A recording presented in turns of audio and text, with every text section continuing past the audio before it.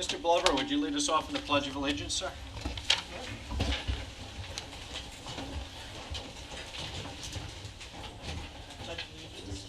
All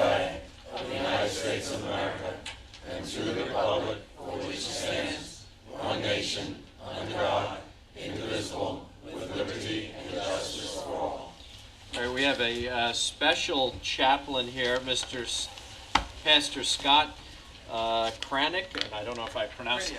Graniak. Now, Pastor Scott is the Riverhead Track chaplain, and normally he comes out with, I think it's a 66 comment. 65. 65, and does a smoke show. So we're probably not going to do a smoke show, but No smoke shows today. would you like us to sit or stand out of respect? No, you can stand. I mean, you Sit. can sit. I'm going like that. Trying to keep yours up, I like it. Thank you all for having me today. And like Supervisor Walton said, I'm the track chaplain at Riverhead Raceway, and I asked you to come out during the summer. I'm there every Saturday. And if you come see me, I'll give you a ride in the police car. Okay? Come see me. I proudly hold the Riverhead town flag as we go around. So it's quite an honor to be here and bring Riverhead Raceway. Don't forget about the racetracks. Very important. I get my little plug there. But anyway, Supervisor Walter, I thank you for the honor of letting me come and do this invocation. And secondly, it's also a great honor to be able to pray and speak of God in these public gatherings, and that's a great privilege in this country. And what's more of importance is what we do here and what you people do here, and that is establishing better ways for our peoples and communities to get along and to thrive together, and it's a great responsibility. And I once heard it said that with great responsibility and with great power, there is great responsibility. So let's try to keep that in mind. And before we bow our heads in prayer, I chose a scripture from the Old Testament. It is from the book of Proverbs 29, verse 18, and it says, "Where there is no vision, the people perish. But he that keepeth the law, happy is he." And the point there is a land without law and people who keep that law is a lawless society where chaos will reign, and we know we don't want that. And may we ask that we catch God's vision for Riverhead Town, and may the people catch that vision that you guys bring out today and follow you. Let us bow our heads in a word of prayer. Lord God, maker of heaven and earth, dear Father, may you bestow upon these great men and women in leadership the great wisdom and discretion they need to do what needs to be done in this great town. To do what needs to be done in a way that would be pleasing to you, Lord. And with that wisdom acted upon, may this great town also be blessed by you. In Jesus' name we pray. Amen. Amen. Thank you, Pastor Scott. Today's sort of an interesting day because the Supreme Court, many of you know and many of you don't know maybe, they introduce Congress with an invocation, they introduce the state legislative bodies with an invocation, they introduce the county legislature with an invocation, and I met Pastor Scott at the county legislature. Today the Supreme Court is hearing a case about whether towns can introduce a town board with an invocation. And so I find it sort of interesting that all other levels of government, this is past constitutional muster, but at the town level, for some reason, it's before the Supreme Court. So I say that to let everybody know we do this, it's non-denominational. If somebody comes in, they will pray what they wish to pray. If somebody wants to come in from any particular sect or religion or what have you, we're open to that, and we will, out of respect, will either sit or stand or whatever you want us to do. And so we do have that open to everybody that wishes to do that.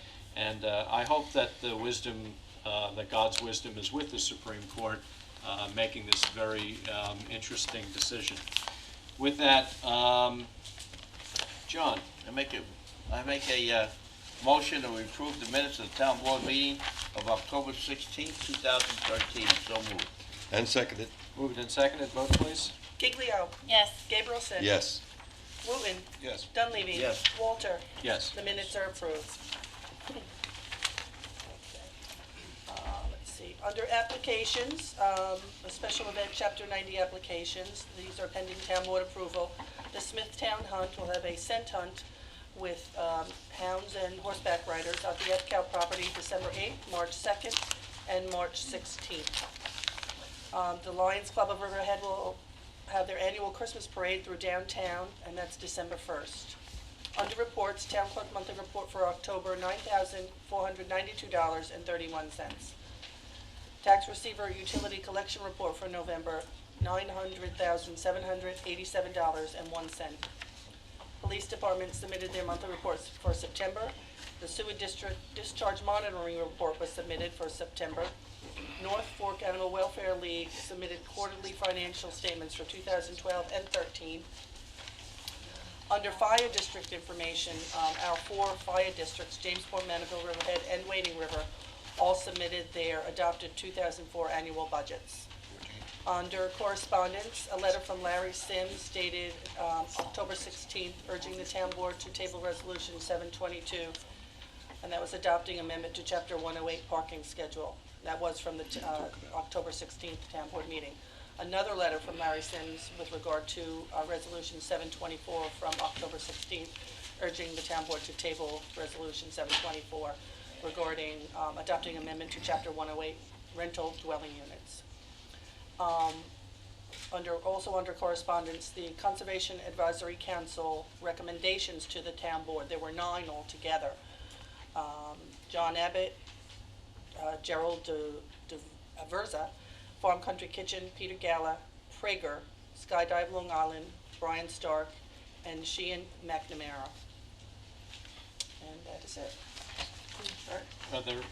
Diane, these came to my office, I guess these are in my office somewhere. The CAC? Yeah. They come via email, so usually, is that a problem? Usually. Hard copies would be You better. want hard copies? Sure. Hard copies would be Yeah. better, thank you. Is that for everybody, or you guys okay get with hard the email? copies. Oh, I Carol told me get she them. sent them. You get the hard copies? Well, no, I get the email and I. Yeah, if you print it could out. put a hard copy, that would be Yeah. better for me. I'll do that, sure. All right, thank you, sorry. All right, so at 2 o'clock meetings, we always bring a dog in. We have Duchess. Can we bring Duchess in? Let's let the town board meet Duchess. And see, there's a lot of people here, so maybe somebody's gonna take Duchess home with them. That's our goal.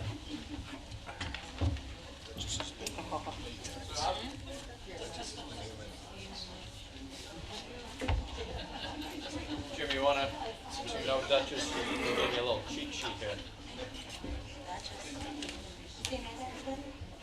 Hello there, Pop. Actually, Duchess is no stranger to our shelter. All right, this is, hi, my name is Duchess. Well, actually, her name is Duchess.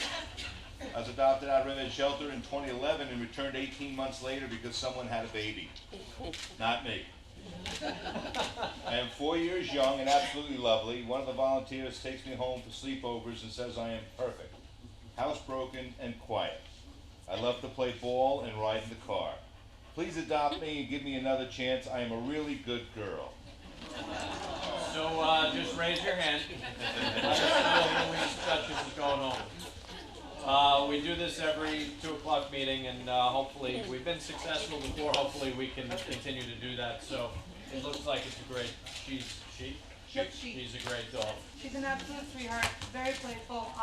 The people who did adopt her for a year, they did have children. The younger one was 5 years old, so she's good around kids, and she's just so much energy. Just wants to run and play, and just, like the poster said, loves balls. She's just a little nut. All right. She's a sweetie pie. Just let us know. What's the phone number? 631-369-6189. That's it. All right. The number. Thank you very much. Thank you. Duchess, we hope you find a good home Bye, Duchess. tonight. No pressure, folks.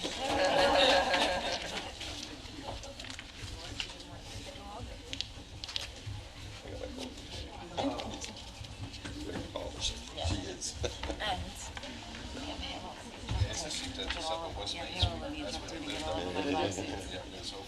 Anybody take Duchess yet? Okay. I'll be checking at the end of the evening. All right, we have 3 public hearings on tonight. The first one is the annual budget. Then the second one is for the CAP program. How many people are here for the CAP program? Raise your hand, okay. And then the third one is at 2:15, and that's the local law to create a community benefit zoning use district. So without further ado, let's open the first public hearing. 2:05 having arrived, and Bill, where is Bill Rothar? The copy of the budget sitting on my desk. All right, we'll open the 2:05 public hearing as a consideration of the 2014 annual budget of the town board of the town of Riverhead.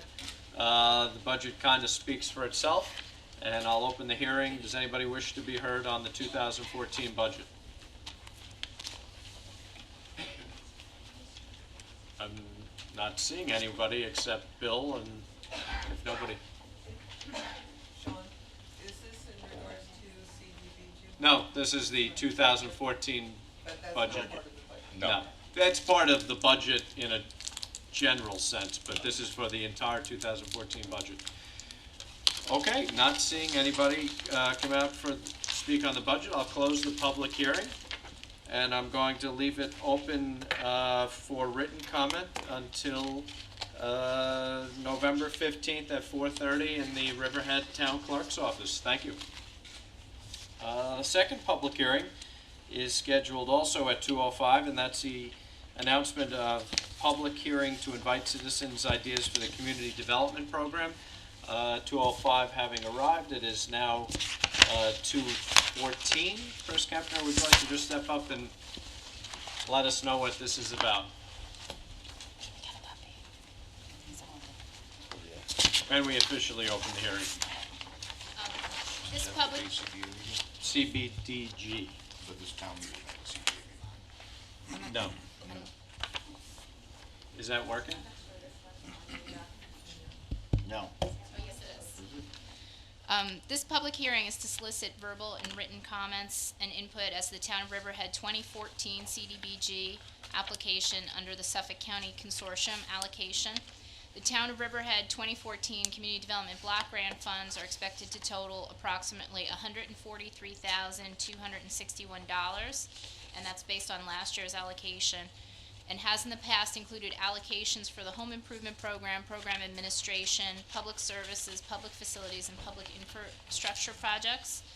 Public service projects may not exceed $25,000 in total, which is approximately 15% of the maximum total of grant, and may not be for less than $5,000 to each individual organization. Public services include counseling, soup kitchens, and senior services, providing at least 51% benefit to low to moderate income persons. Capital projects must be located in low to moderate income areas or serve special populations such as seniors.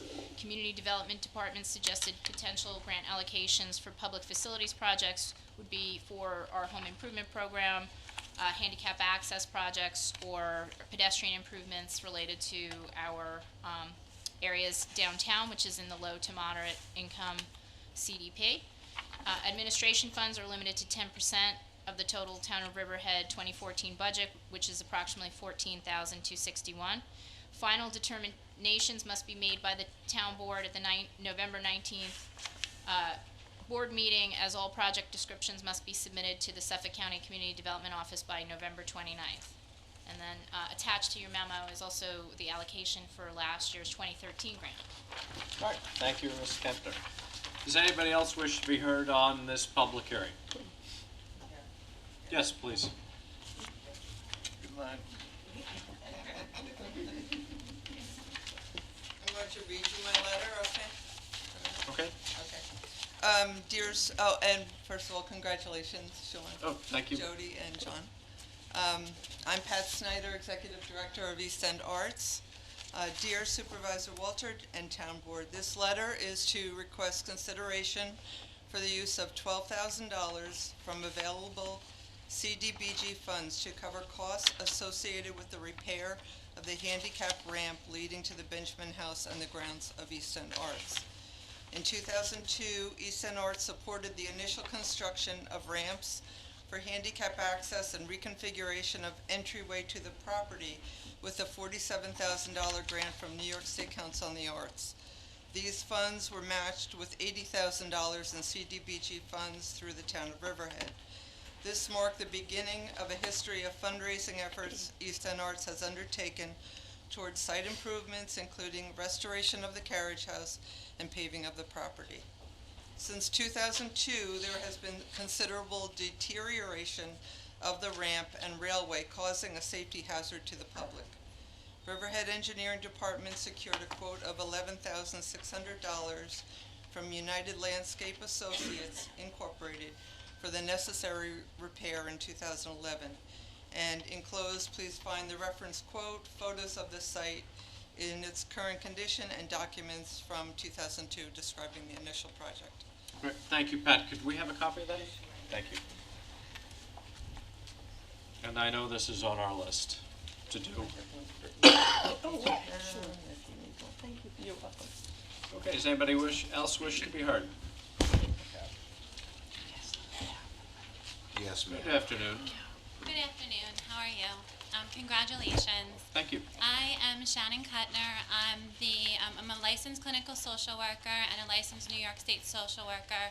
I am the CAP social worker at Phillips Avenue Elementary and Roanoke Avenue Elementary Schools, and I'm here to, I'm sorry. Okay.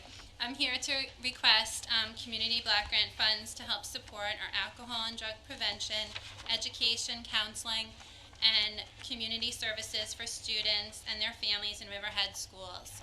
Since 1982, CAP has been the major provider of prevention programs in the town of Riverhead and the Riverhead Central School District. CAP is grateful for the generous support you have given us in the past. It allows us to use about 90% of our budget to provide direct services. However, due to recent funding cuts, we have had to reduce our staff and subsequently reduce our services at a time of increasing need. As in the past, Riverhead Community Development Funds will be used to serve the neediest students in the district. At Roanoke Avenue Elementary, Roanoke has the highest rate of poverty and risk factors in Riverhead town. According to the 2012-2013 New York State Vets Report, 62% of the students in Roanoke Avenue receive free or reduced lunch, and 68% belong to a minority group. The Vets Report also classifies 60% of the students as economically disadvantaged. In 2011, Roanoke Avenue saw a 10% increase in students, and administrators report that at least 90% of those families were classified as low income. These students are from single parent, divorced, separated, or blended families, and the percentage of those students the staff estimates exceeds 66%. These characteristics are disproportionately higher in Roanoke Avenue than in the rest of Riverhead Central School District. In 2013, 75% of students who receive funds who receive services funded by the Community Development Agency were from very low-income households, and 13% were from low-income households. These families and children are families and children that would not be able to access these services on their own. Thank you for your past and ongoing support of our programs. I have a letter from the CAP Board President. Thank you very much. You're welcome. Does anybody else wish to be heard? Yes?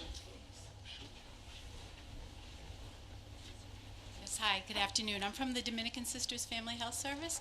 I don't know if you have my letter there in front of you. I had submitted a letter. I don't know if you could give us your name and Mary Ann Boganum. I'm the development manager here in Suffolk County. spell the last name. Boganam. I just want to thank Riverhead Town for all the past years of support through the Community Development Block Grant for our seniors. We do our Helping Hands program, which is for the frail, elderly, and disabled of lower or poverty level income. This is a non-reimbursable program. It's a non-medical program. It sustains the seniors in their home. and keeps them from being prematurely placed in institutions. It is giving them the freedom to be able to remain in their homes where they want to be. The program actually employs home workers, which go to the homes. They do light housekeeping, they change bed linens, they go grocery shopping. They do some of the things that they may not be physically able to maintain on a weekly or bi-weekly basis. This is not, as I said, it's a non-reimbursable program, so we are fundraising and we are doing all kinds of means to continue this program as we have for the past 19 years. And I just want to thank Riverhead Town for their contribution each year to us, which really helps maintain our seniors. Last year, we did about 500 hours. We did close to 1,000 visits of seniors and disabled elderly in Riverhead Town alone. I thank you very much. Thank you. Is that microphone loud enough? It is? Okay. Yes, next. Some people. Tara, can we turn? I can hear. Tara there.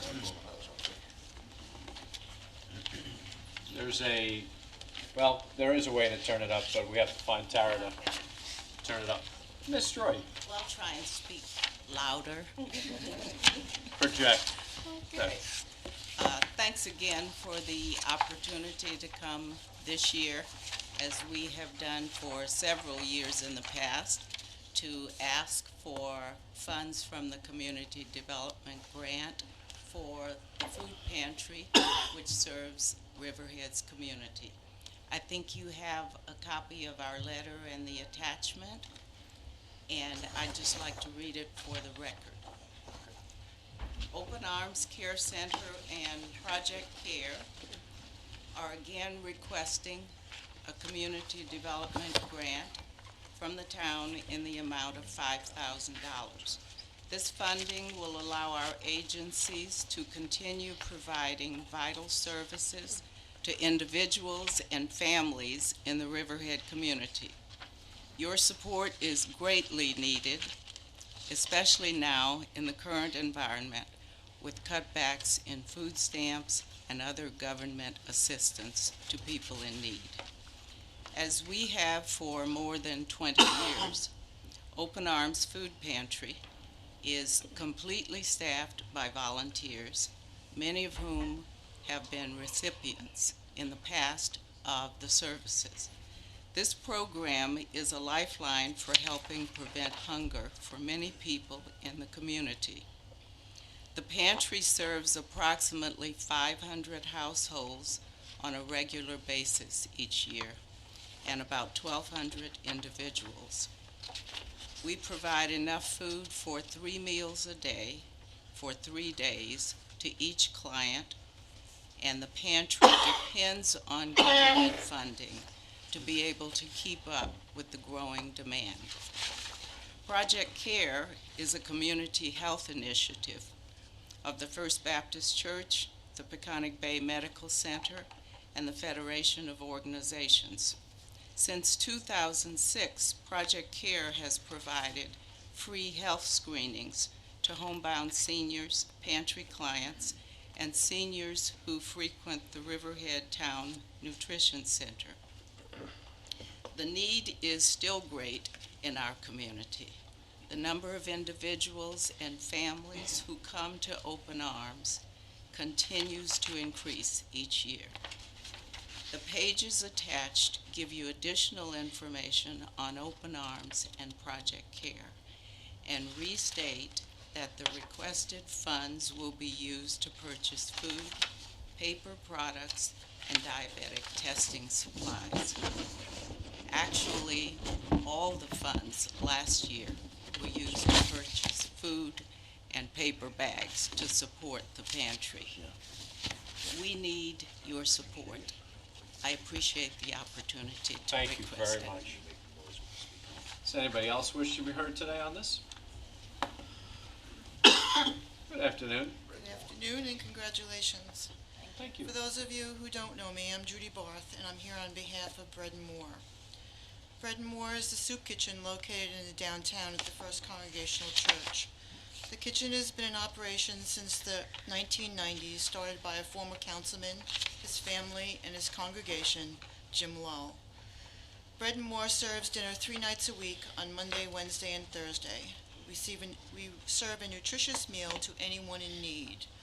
On any given night, we serve between 80 and 125 meals made possible by a staff that is solely volunteer. We offer an hour of warmth and caring to those whose lives are otherwise in chaos. Our sources of income in the past few years have dwindled as we no longer receive grant monies from FEMA or any supplemental monies from the Interfaith Nutritional Network. It is through private donations and this community block grant that we are still able to operate. So I am asking you once again for your support that you have so graciously awarded us in the past. As a whole, Bread and More is committed to help fill the needs of our community in the way of a hot meal and a caring heart. Thank you for your time and your past generosity. Thank you. Does anybody else wish to be heard? Hello. Hello, good afternoon. Congratulations to everyone that was recently elected. My name is Dwayne Wagner, immediate past chair of Maureen's Haven. I do have a letter that I'd like to give you, if I could give you a copy of it. Yes, thank you. Thanks.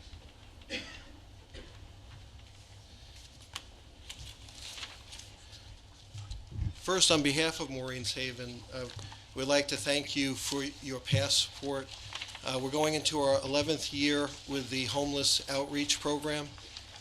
As some of you may know, our main day center is located within the town of Riverhead, and we opened the new center in 2011. To summarize, last year we had 312 individuals participating in our program. We had 5,433 beds made, utilizing approximately 32 houses of worship. So for those that may not be familiar with Maureen's Haven, 32 houses of worship on the North and South Forks opened their doors, and through the support of private individuals and municipalities like the town of Riverhead, we're able to provide transportation for homeless individuals, screening prior to going to the churches, a hot meal, overnight care, a hot breakfast and lunch. And then in the new facility that was put in Riverhead in 2011, we have additional services that help empower the homeless individuals in the community and help them become independent and self-sufficient. So we're very proud of our program. Just to give you an example, 2 individuals that were helped last year, this kind of demonstrates the types of individuals that we're working with. An individual named Henry, who was 77 years old, was suffering from dementia. He was brought to our center by a concerned community member. He had no family. He had no support system. He stayed with us for several months until we secured supportive housing in a day program for adults specializing in Alzheimer's disease, and we check on him on a regular basis. A second example of an individual that we helped last year was Susan. She suffered from severe depression after losing an adult child, a sudden death of an adult child. She fell into a deep depression. She lost her job. She didn't have a support system in the community or a family to go to. She stayed with us in our overnight shelter program. The volunteers and our staff worked with her, helped manage her mental illness, got her back on her feet, and then she ultimately became employed and now is living independently. So part of our goal is not just providing the immediate sheltering, but to help the individuals in the program to become independent. Just in closing, the day center, again, last year provided 5,433 beds, and those beds were made in approximately 16 churches, and we have 17 other churches that provide support services, and these churches are located on the North and South Forks from Mattituck out to East Hampton. So we respectfully request that you consider our program for the community block program. Request, if it's possible, to receive $10,000 this year. In the light of the economy and the fallout of Superstorm Sandy, the individual fundraising component has suffered just because of general economic conditions and the fallout, from Superstorm Sandy. So we appreciate your support and thank you. Thank you very much. Does anybody else wish to be heard tonight? Yes.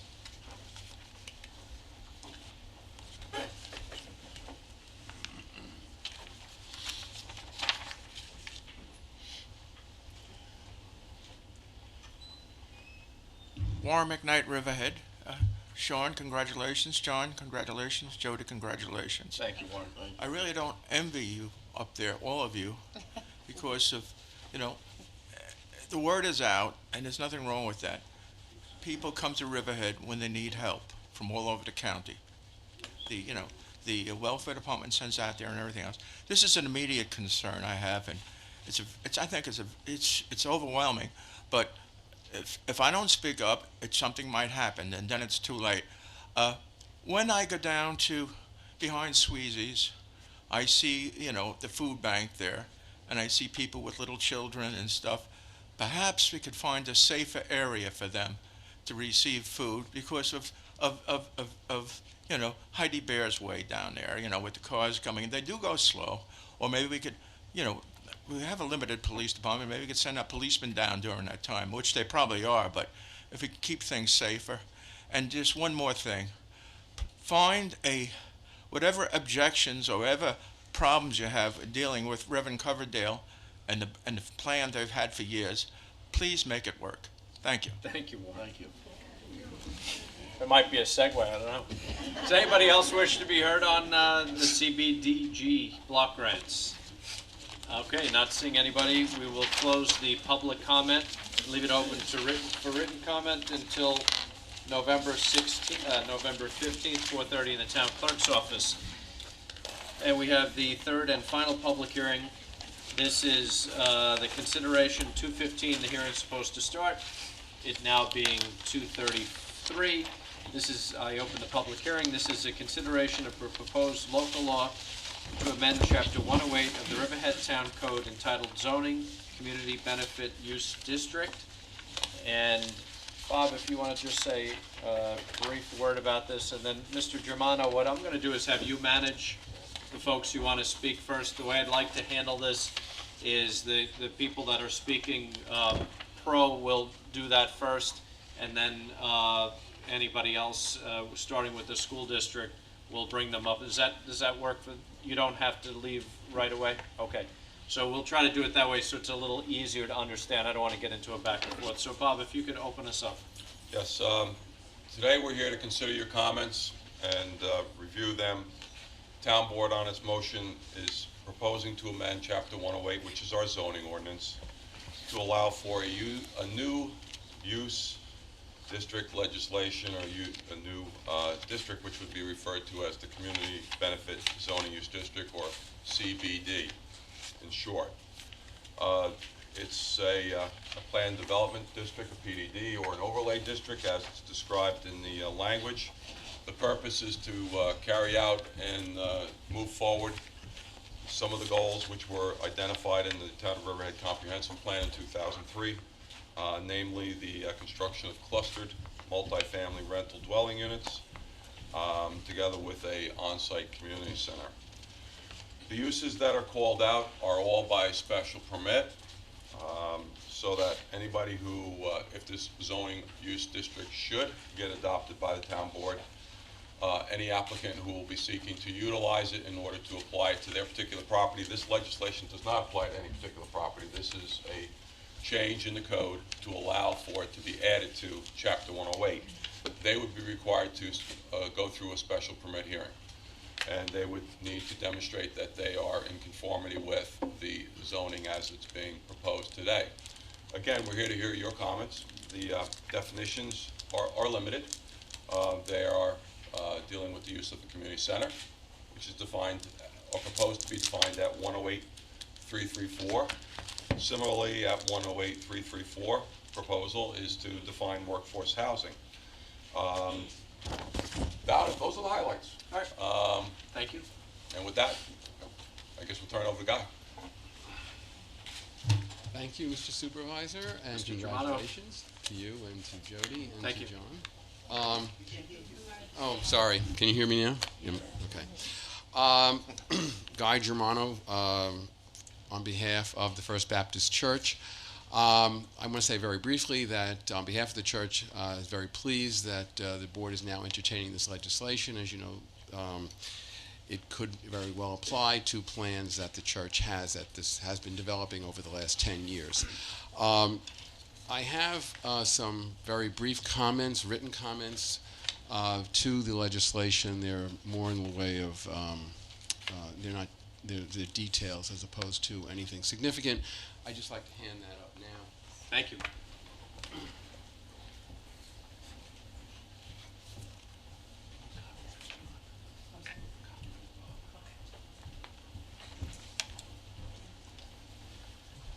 And now I would like to introduce Mrs. Shirley Coverdale to start the testimony on behalf. Thank you. Ms. Coverdale, you could manage the, I know some people had to leave, so if you want to manage that, that'd be fine. Good afternoon and congratulations to all those who were victorious in yesterday's election. Thank you. My name is Shirley E. Coverdale. I'm the Executive Director of the Family Community Life Center. I do have a written statement to read. I also have a short video, and there are several people who have come, some of them from a distance, and several who have other commitments that they need to address. So I'm going to yield some of my time to call on them so that they can come. And I think I saw Bobby Keller in the audience. I'm going to ask him for some technical assistance as well while they're talking. Okay.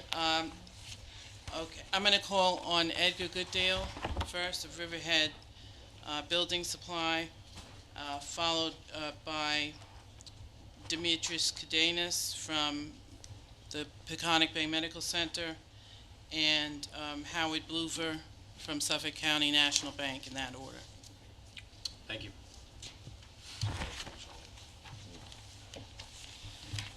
Thank you, Shirley, and good afternoon. My name is Edgar Goodale, and I am chairman of Riverhead Building Supply here in Riverhead. Today, I speak in support of the Family Community Life Center project. Riverhead Town has seen its share of large commercial developments, most of which are being built by national firms with little or no connection to our local community. The project before you today could not be more intertwined with our community and its citizens. This project will provide services for all age groups, facilities for all types of community groups, and workforce housings for our local town citizens that is in very short supply, especially here on the East End. The financial and social benefits that this town will receive for decades will far outweigh the regulatory and capital costs needed to get this long-planned community center started. Myself and my company commend Reverend and Mrs. Coverdale for their unrelenting patience and perseverance in bringing this project to this determining moment. I urge each and every town board member to unanimously approve this request and help this community asset come to fruition. There is no downside.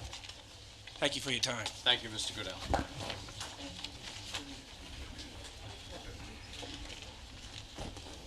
Demetrius, I'm sorry.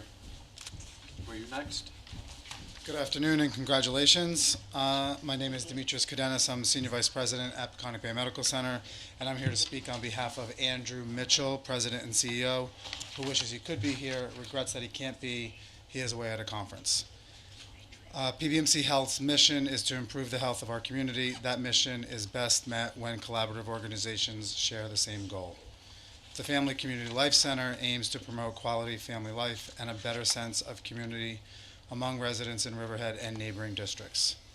Locally, which is where most of our efforts are directed, we often work in coalition with other organizations to serve members of our community, particularly those concerned about healthy, stable living environments.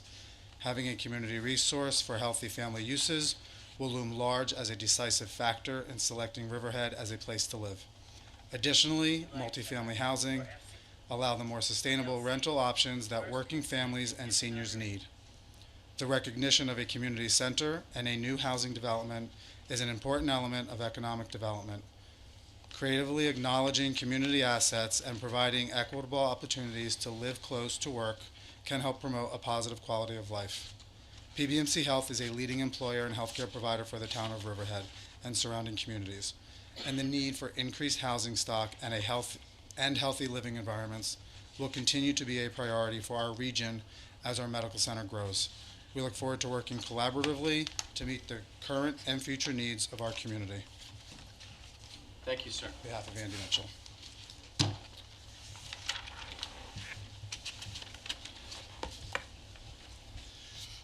Good afternoon, Supervisor Walter and the rest of the board. My name is Howard Bluver. I am President and CEO of Suffolk County National Bank, headquartered, as you all know, right here in Riverhead. I am very pleased to come before you to speak in support of the Family Community Life Center that the First Baptist Church proposes to develop on Northville Turnpike. I have been a strong supporter of this project for a long time, as has the Board of Directors at the bank and the senior management team.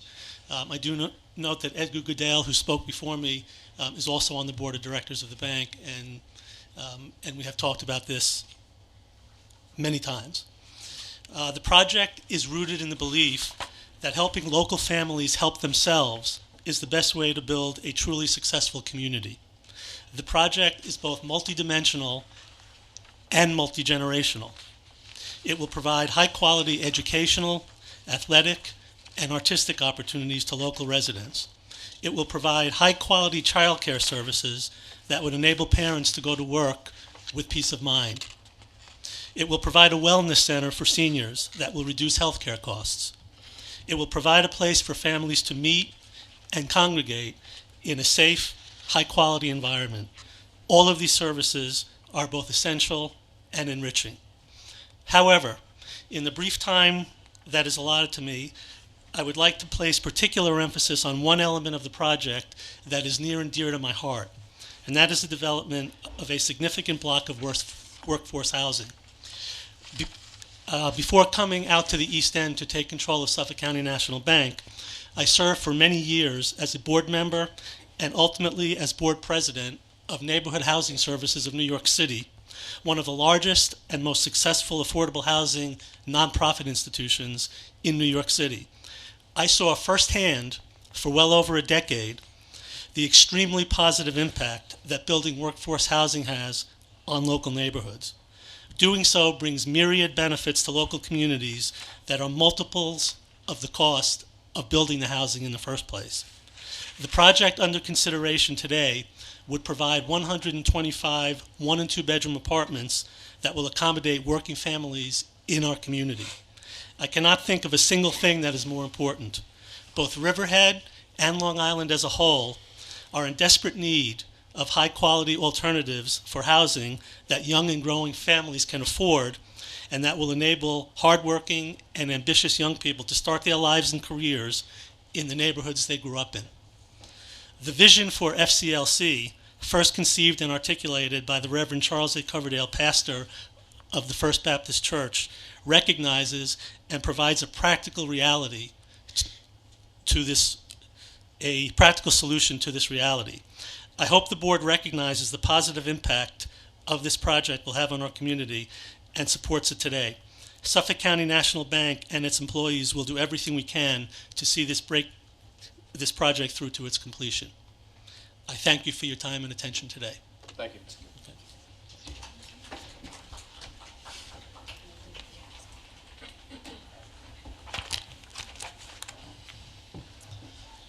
Next, we have Jennifer Appel from Long Island Housing Partnership, followed by Cynthia Ngombe and Reverend Dr. Enrique Lebron.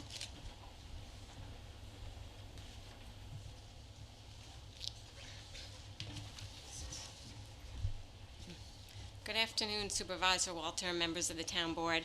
My name is Jennifer Appel, and I am General Counsel and Program Advisor to the Long Island Housing Partnership, which organization just celebrated its 25th year in striving towards its mission of providing housing opportunities for those who, through the unaided operation of the market, cannot afford safe and decent housing.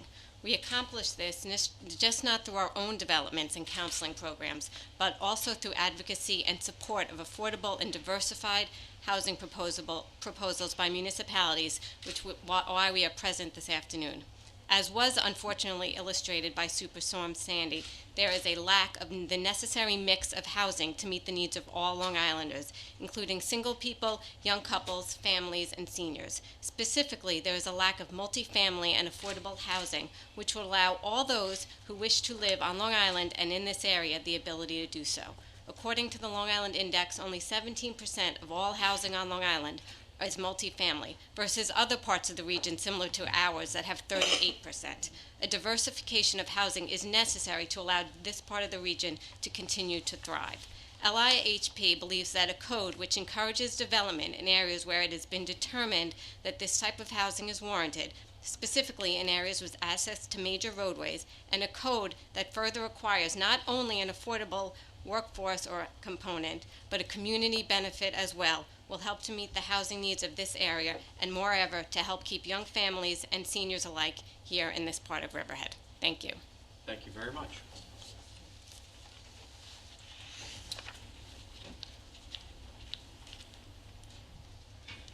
Good afternoon, Supervisor Walter and the Town Board.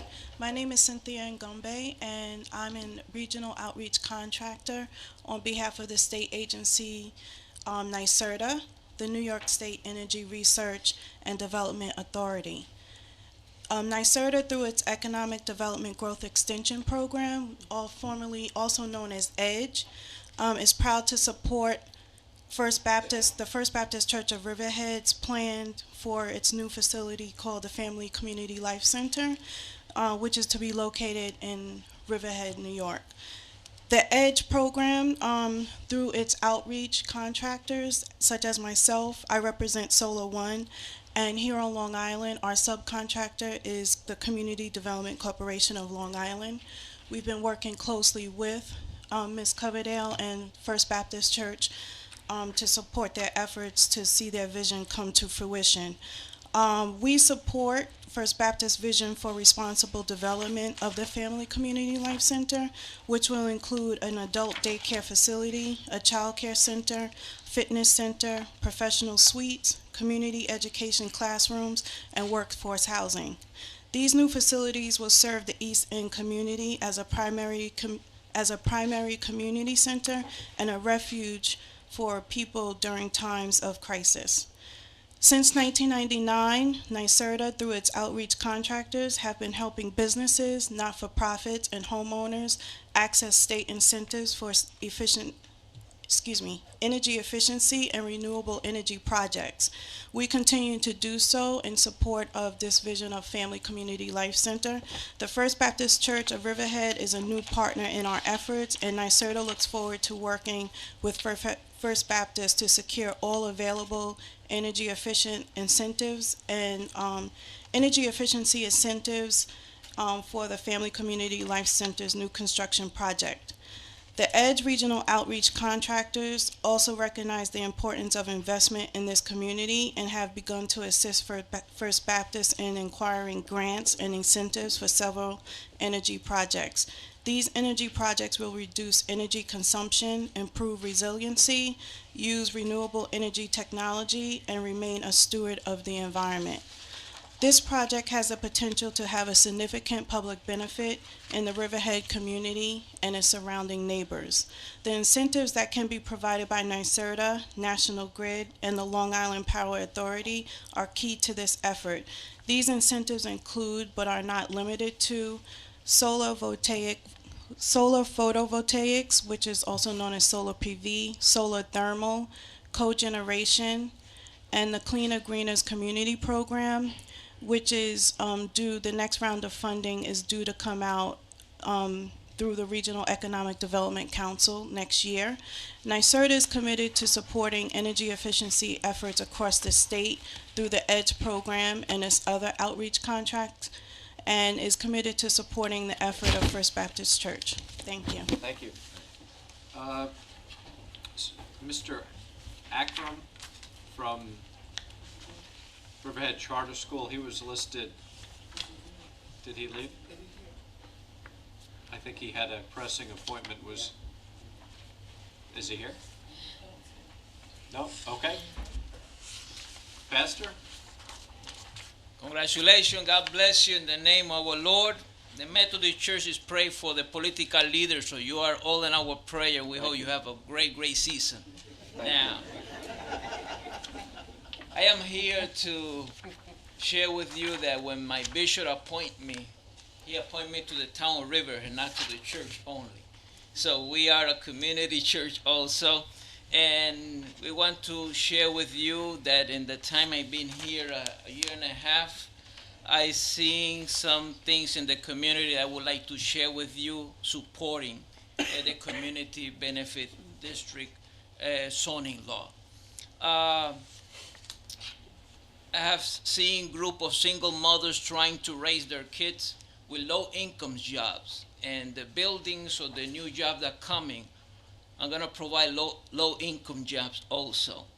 But with high mortgages, sometimes they be able to pay it, sacrificing the grocery shopping to be able to cover the expenses.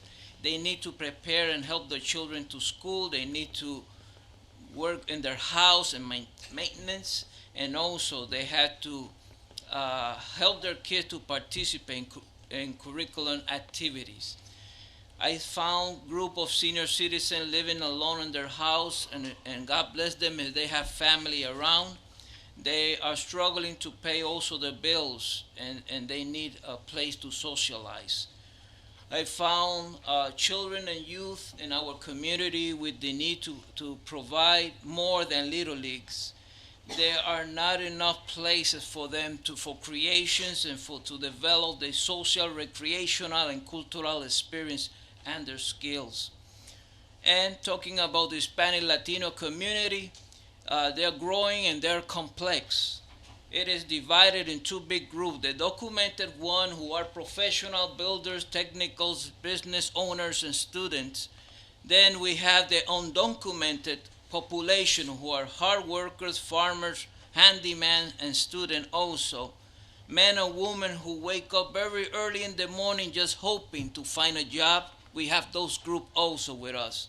Both groups are contributing for the development of Riverhead, but they also suffer the needs, and we just mentioned before. The good news is that they can also benefit from the Family Community Life Center.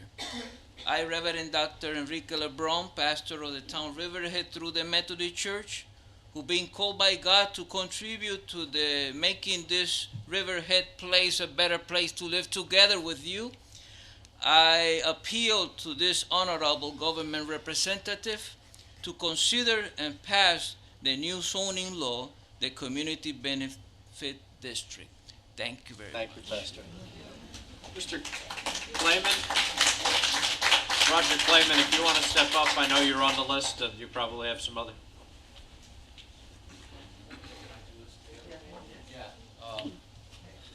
Thank you, Supervisor Walter and members of the town board. Dick O'Kane and I will do this together. Okay. We cover all segments of the labor movement. My name is Roger Clayman. I'm the executive director of the Long Island Federation of Labor. Dick is with the building trades. And I have a statement, but it's not very interesting. I'd rather say some nice things about the hard work that you've done to consider this community benefits district. It's taken a lot of persistence and foresight, and I want to thank Reverend Coverdale and Shirley Coverdale as well. We go all over Long Island looking at economic development projects, and a lot of them fall short for many different kinds of reasons. This project seems to have the best of everything that you could possibly hope for to make a community livable. It has housing that people can afford to live in. It has community input to make certain that this represents their recreational and physical needs. It's a meeting place, a place where people can come together, and it takes into consideration and honors the workers who would build it and the workforce to make certain that people who work in this are working in good jobs with decent pay and not lowering the standards of our community. It's elevating it, and that's something that Dick can speak to very clearly. But I just want to say on behalf of the Long Island Federation of Labor, thank you for doing this, and this has the support of our labor movement. Do you want to submit that written to the record? I will. Thank you, Mr. Clayman. Yes, good afternoon. Congratulations to everybody, and thank you for the opportunity to speak. I thought I was going to go first. I was going to say the same thing that Roger said. We like to hear nice things twice. And these are nice things, and I think this project is great. We have hundreds of families that live in the area, and they could certainly use housing and jobs. Right now, we're in a slowdown through the economy, as everybody else is in a lot of the places we come from on Long Island. And we would welcome the opportunity to build this job. It seems like it has everything that a community could use. And we want the creation of jobs to take place here. We feel that charity begins at home. We would like the jobs that will take place here to be done by the people that live here. And I would respectfully request that the people that are going to put these buildings up, if it should be passed, would be people that live in the community, not people from Alabama, Florida, Massachusetts, Pennsylvania, and on and on and on. It seems to be a trend on Long Island these days. We have a 60,000 member, well-trained organization that have every license that you could possibly think of. I don't know what people that come from these other states have, and nobody else does either. But these people deserve to work in their own backyard. And any consideration that you would give to that effort, I would strongly appreciate it and say thank you very much. Thank you. Thank you.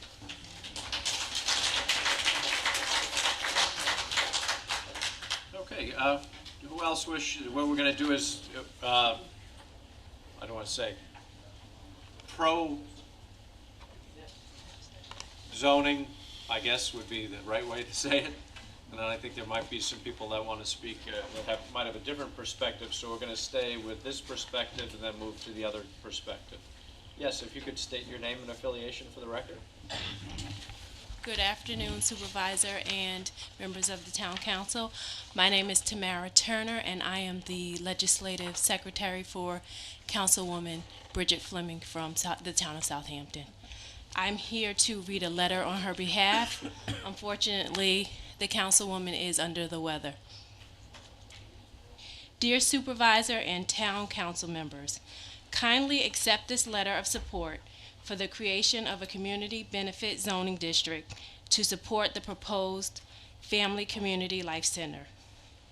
As a liaison from the Southampton Town Board to the hamlets of Riverside, Flanders, and Northampton, I recognize the important benefit the Family Community Life Center would provide to the families not only in Riverhead, but also in the northwestern section of Southampton Town.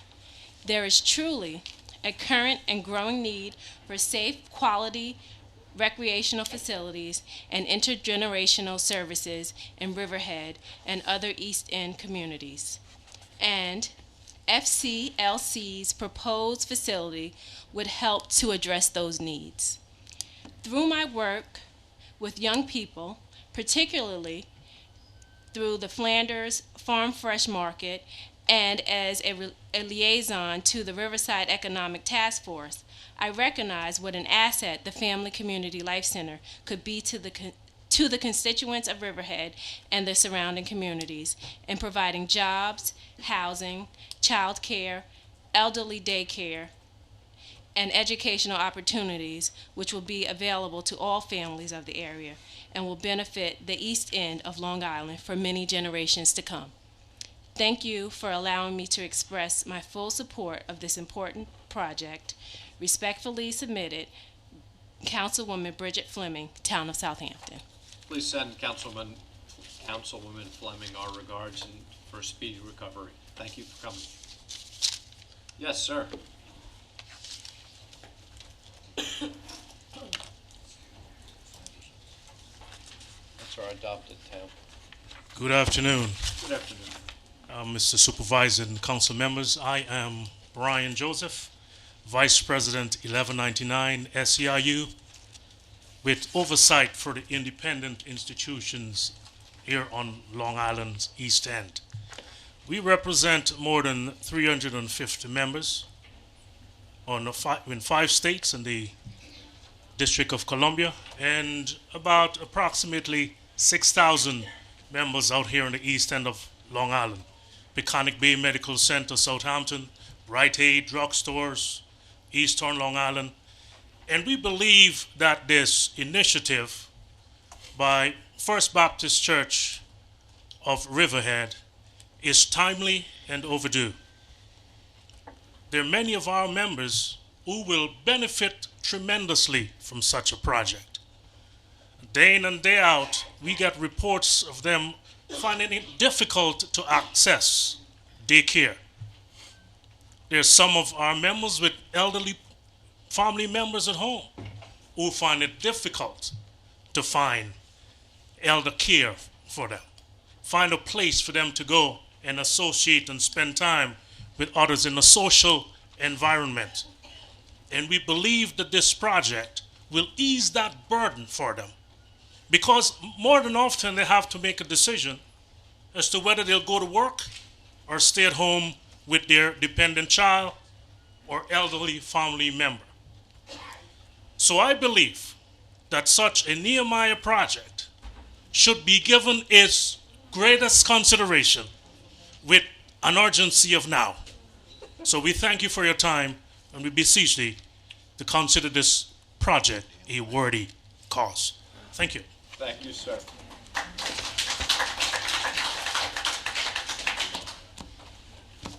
How you doing, Mr. Williams? Good afternoon. Can you hear me now? Just state your name for the record, if you don't mind. My name is Larry Williams, Clearview Civic Association member of the Riverhead Recreation Advisory Committee. To the town supervisor, Sean Walter, and members of the town council. Again, my name is Larry Williams. I have been a resident of Riverhead for approximately 45 years. After serving 4 years in the military, I decided to move back to Riverhead, got married, purchased a home, and raised my family.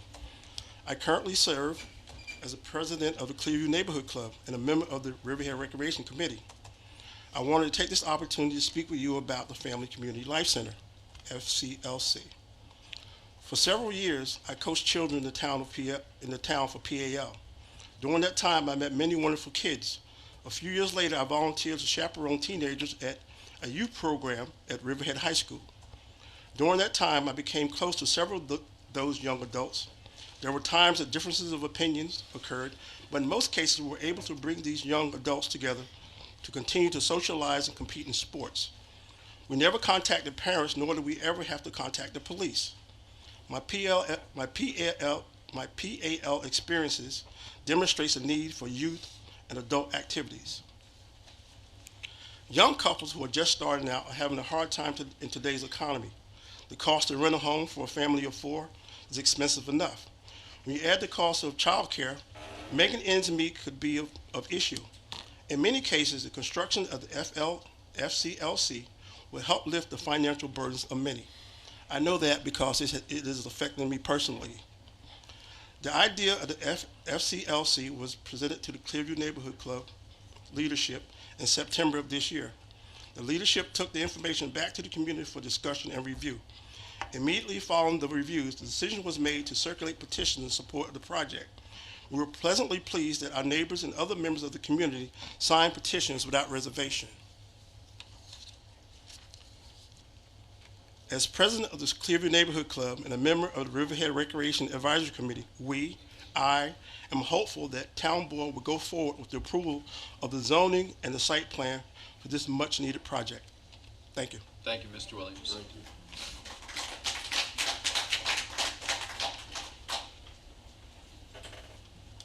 Yes, good afternoon, Mr. Barth. Good afternoon. My name is Barry Barth, and I'm a representative of the business community in downtown Riverhead. And it's been my pleasure to be involved in this project for some time. And I feel that it's really beneficial to what I'm trying to do in business is provide daycare for my employees who happen to have children, provide housing for my employees who are, live out of the area.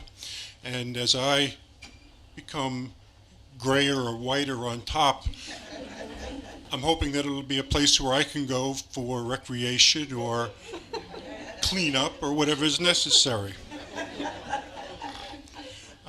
We've spoken quite a bit about the outcome of this change of zone, but I would just like to go on the record and say that I support the town board, and hopefully they'll see fit to put this change to the Chapter 108 of the town code zoning in place and stand with the group and placing the Family Community Life Center in this wonderful town as soon as possible. Thank you. Thank you. Yes. Next. Hello.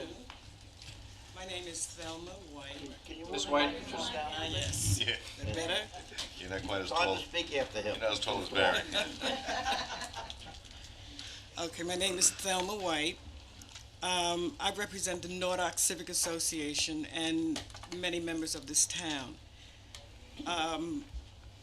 This town has watched a generation lose affordable child care, recreation, housing, adult daycare, and other facilities that could have been fulfilled by the Family Community Life Center, or FCLC. When I think of the lack of recreation for all the youth, I remember my son and his friends coming to the church when we had the scale model of the center, and they were so excited to see the recreational area, and they were going to play basketball. That son now is an adult, married and with children. And those children need the same recreational facilities, or even more. That's one personal thing that I witnessed. FCLC can fulfill those needs. I now have grandchildren who have graduated from college, working, and have trouble finding housing within their budget. FCLC can fill that need. And finally, there is something of great concern, like Barry had talked about. My mother suffered from Alzheimer's, and she lost the facility to go to the adult daycare center, which was once at Grace Episcopal and then at the senior daycare senior center. I am now a senior, and I would like to think that when I graduate to that other stage in my life, there will be a nice place for adult daycare, and FCLC can fill that need also. Thank you for the time. Thank you.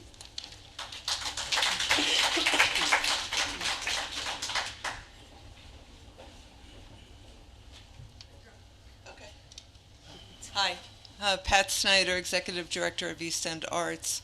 I think I can speak up on the cultural arts aspects of the proposal, and because East End Arts believes in the value of cultural arts in everyone's life, and I look forward to working with the Family Life Center and proposing grant applications and collaborating on those efforts. So I'm offering my support as well. Thank you.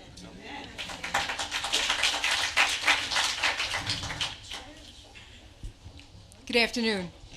My name is Robin Berger-Gaston, and I've worked at the Family Service League here in Riverhead since 2000. In these past 13 years, it has baffled me how the town of Riverhead goes without a human services department. Throughout Suffolk County, every other township has a human services department, and within are coordinated services for women, children, the disabled, seniors, and other vulnerable citizens. I realize government cannot solve all social problems. Even where there are townships with supportive services to its citizens, community-based organizations fill those gaps. The Family Community Life Center can fill those gaps here in Riverhead, and there are many gaps. The Family Community Life Center will offer programs and services that will greatly contribute to the overall quality of life to the entire community. The Family Community Life Center is desperately needed in Riverhead. We have youth with nowhere to go, a desperate need for workforce housing, and the need for a family-friendly recreation site.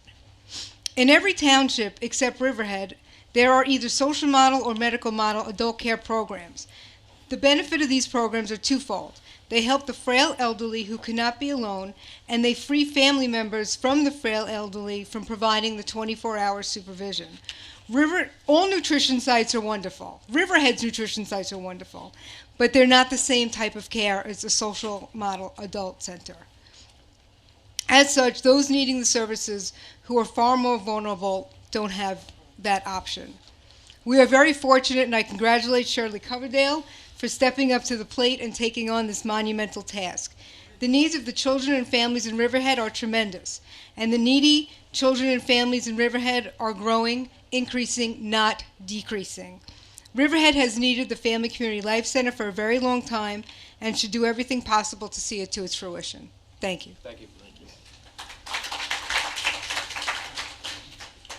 I had hoped to have something in writing for you, and I'd like to say that, according to Robin, she thinks my dog ate it. Actually, I think I just left it at home where it doesn't belong. But at any rate, I'd like to speak from my heart anyway. My name is Carolyn Gallagly. I am a professor and specialist in aging at St. Joseph's College.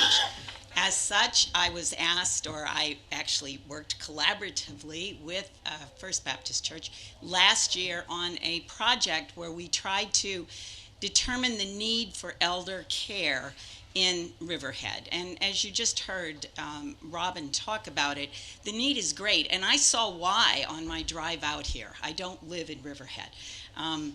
It's so beautiful out here. It's just stunningly beautiful. It's as beautiful as this painting behind me. Thank you. Therefore, you have a silver tsunami coming. It's here. And I think a lot of them are already here. And of course, then there are your elders who are trying to age in place, who do not want to have to move away.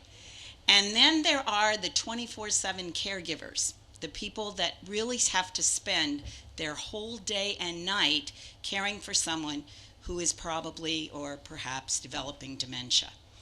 My own father went through that. My mother was his caregiver. I know what that is. So I am saying, please, this is your opportunity to come forward and perhaps allow this new idea to take root, because it's intergenerational. It's so special for that reason. This is a center that would really meet so many different needs. So from my heart, thank you for the opportunity, and I wish you the best, and congratulations, by the way. Thank you, Joanne. Yes. Hello, good afternoon. Good afternoon. Supervisor Walter, it's good to see you again, and to all the city council people. I wanted to say I'm Teresa Sanders, President CEO of the Urban League of Long Island. I also serve on the Long Island Regional Planning Council. So I get to see and hear about a lot of great projects, and very proud that we see the development of this project here on the east end of Long Island. It's ambitious. The zoning change is ambitious. But we know about being ambitious, and we've got to be bold, and you have leadership sitting up here that is bold. Long Island is going through an evolution right now in terms of, can we keep up with the rest of the world? We are losing our young professionals. We've got some great schools. We've got some great universities. We're training them up, and then we're sending them out to other areas where they reap the benefits of our investments of our young professionals. I called a little while ago when I was on my way out here, and I too have an elderly parent. I said, can I bring my mother? Because I have to shift care with her. Sometimes she's got to go work with me. I used to have to go to work with her, but now my mother has to go to work with me sometimes. I wish I had a facility where I felt comfortable enough to have her stay, and then I can come and pick her up. These things are really quality of life issues, and for all that it's worth, I appreciate your ambition for putting together this Family Life Center. It does impact our young people. It does impact the elderly, and it'll help us that have to go to work and make the money, help our day go a whole lot easier. So appreciate the zoning change. Congratulate you all for your elections last night, and anything that we can do from the Urban League standpoint, please feel free to call. Thank you. Is that it, Ms. Coverdale? Okay.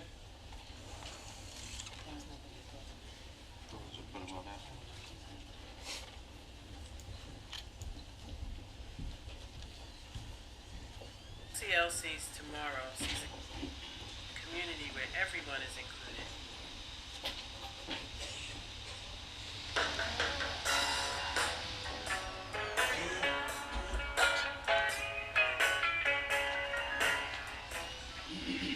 the belief that families are the heart of our community, the Vision for Family Community Life Center, or FCLC, was first conceived and given utterance by the prophetic voice of a local pastor, the Reverend Charles A. Coverdale. FCLC's tomorrow sees a community where everyone is included, a place where young and old can thrive together in a safe and wholesome environment, a center whose social, educational, recreational, and cultural programs promote quality family life, the dignity and worth of all people, and a greater sense of community among residents in Riverhead and neighboring districts. FCLC's tomorrow will create a destination open to the public for year-round use, where families can come together to learn, live, work, and play. Hi, I'm Judy Dahl, Director of Senior Services for the town of Riverhead. We are very excited about the prospect of an adult daycare starting here in Riverhead, and we give it our full support. There is a great need for that in the town. We see it and we hear it every day. So go for it. We certainly wish you much success. Hi, I'm Claire Lundberg. I am a resident of the town of Riverhead, and I support the Family Community Life Center. We desperately need something for the youth in Riverhead. Social environments that provide meaningful alternatives for youth guarantee a safe and healthy future. This is one of the prime reasons that I'm in favor of the Family Community Life Center here in Riverhead. My name is Howard Bloover. I'm the Chief Executive Officer of Suffolk County National Bank, and I am very, very pleased to support the Family Life Centers project, which we have been intimately involved in for a long time. What I think is most impressive about it is the workforce housing, which, as many of you know, on Long Island, one of the big problems is affordable housing for people who need to work at local hospitals and other businesses. Workforce housing helps neighborhoods in many ways. It expands the tax base. It is great for economic development. We support the project in many, many ways, both financially and through contributions in kind of many of our employees. And we are a strong supporter of the First Baptist Church, and we strongly support this, and we hope that it goes forward as soon as it can. My name is Edgar Goodale, and I'm chairman of Riverhead Building Supply Corp. And as a lifelong Riverhead resident, I know the needs of this community. I've seen the needs of this community, and this project of the Family Community Life Center is something that this community sorely needs. There are none of these facilities anywhere on the North Fork, in the town of Riverhead, and limited sources on the South Fork. This center will provide payments back to the community in many different ways, in providing the needs of shelter, in providing the needs of education, in providing the needs of the room for whether it be the pool or whether it be a convention center or whether it be the classrooms, workforce housing. It is just a need that we will have here, that the town will recoup its investment, and we hope that the citizens of this town fully support this. I certainly will, and my company certainly will. We look forward to seeing this progress get started. Thank you. My name is Gwendolyn Branch. I'm a member of the Easton Arts Counseling Board and a number of other boards around the community. I believe that the Community Life Center is one of the greatest projects that could have ever gone on in Riverhead. We have for many years needed programs for the entire community, especially our children. And although I've been on several committees, we've not been able to put anything together.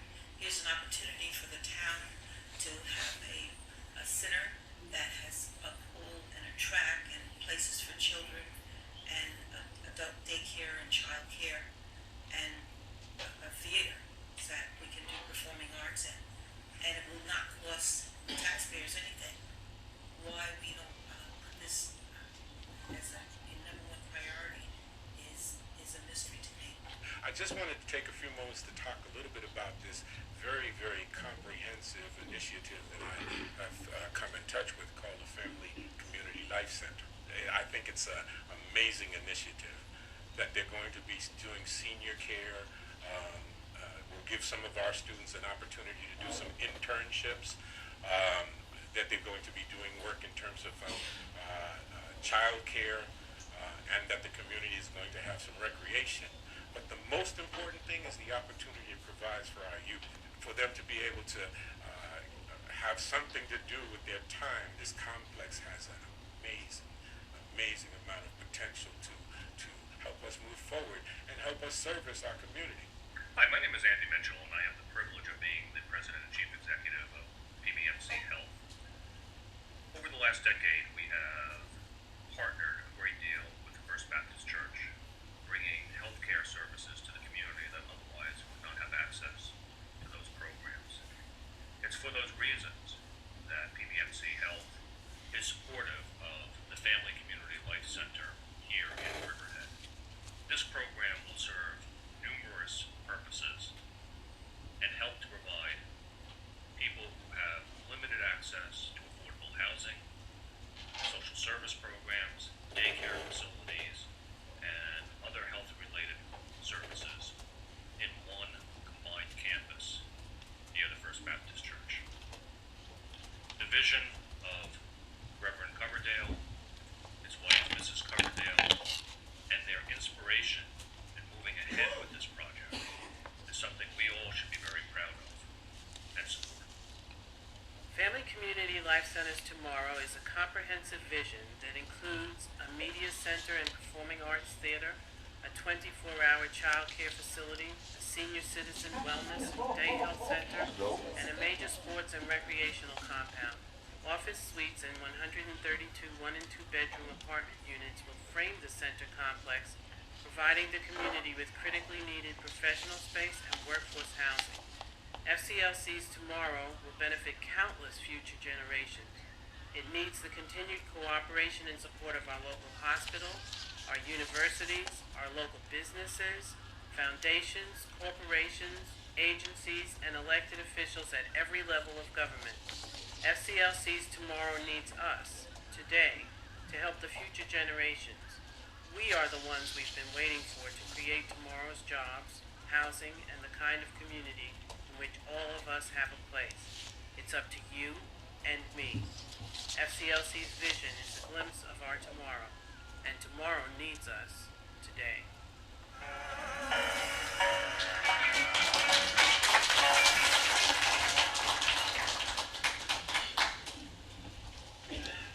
I'll just read the rest of my statement very quickly. I'm the Executive Director of the Family Community Life Center.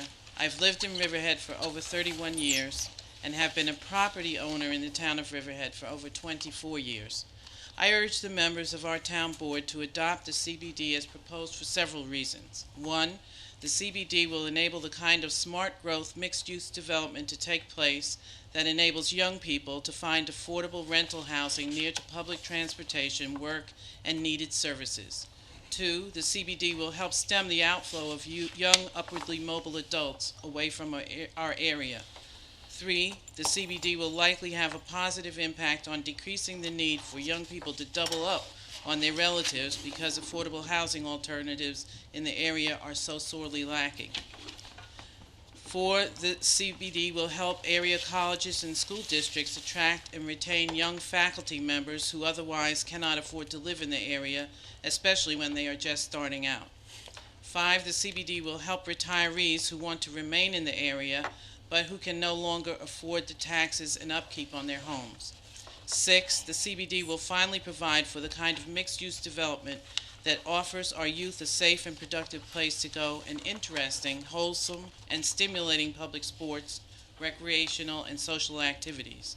7, the CBD will provide a safe, stimulating, and supervised place for our fragile elders to spend the day while their family caregivers are at work. 8, the CBD will facilitate collaborative and creative educational partnerships that bring educational, cultural, health, and nutrition initiatives into a community setting where the entire community can benefit. I have in my possession, to be entered into the public record, well over 1,700 signatures on petitions in support of the kind of mixed-use project that passage of the CBD zoning use district will allow.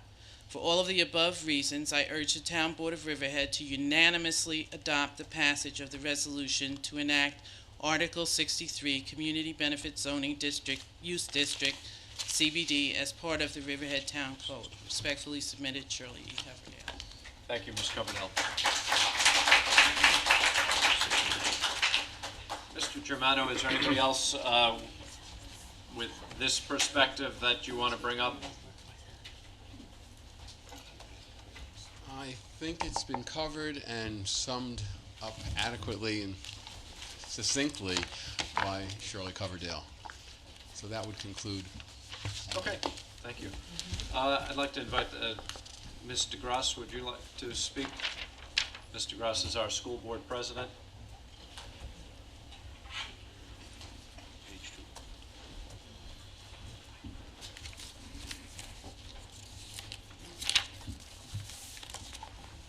Good afternoon.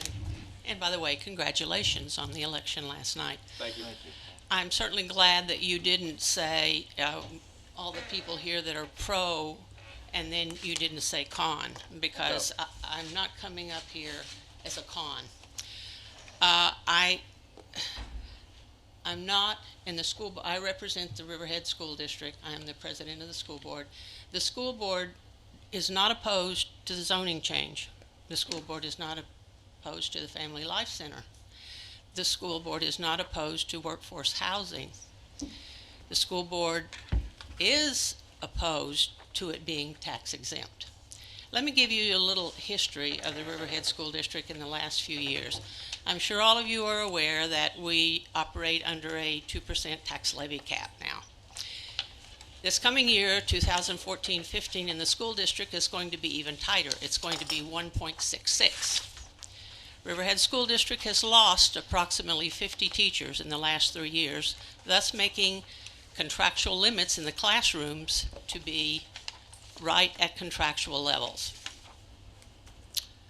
It cost about between $15,000 and $16,000 a year to educate a child in the Riverhead School District.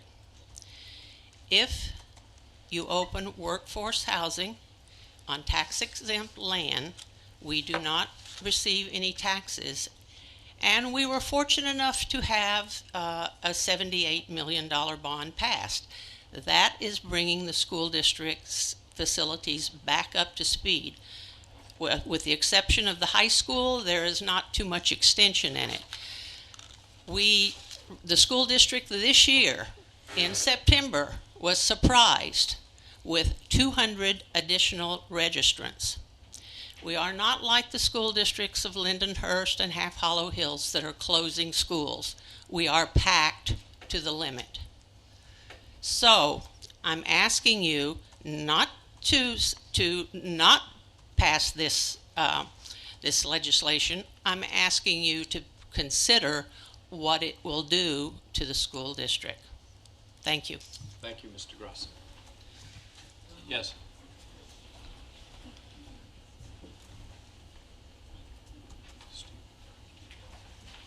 Hello, Mr. Romano. Good afternoon, Steve Romano, Riverhead. As I sat and watched all the presentations, not only of the Community Development Center, but for the community grants, and I was hearing the pastor's word, vision of God, if it could permeate the room, I'm sitting there saying, how can anybody be against any of this stuff?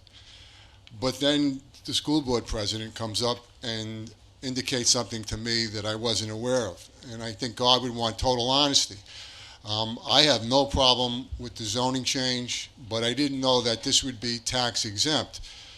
If it is, then the only thing I would ask is, how does it relate then to the remaining taxpayers in the town, and how would it affect them if it's a totally exempt? What I could see is the community developments at the pool, the school part, but the housing part, I don't see why that would be tax exempt.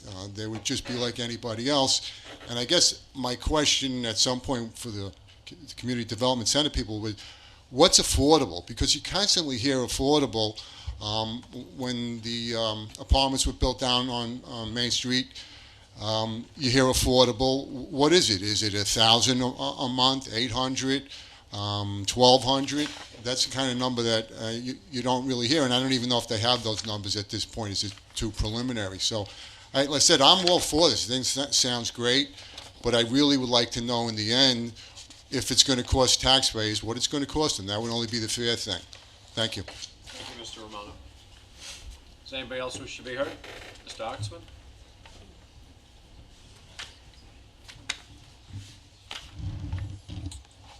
Good afternoon, Larry Oxman.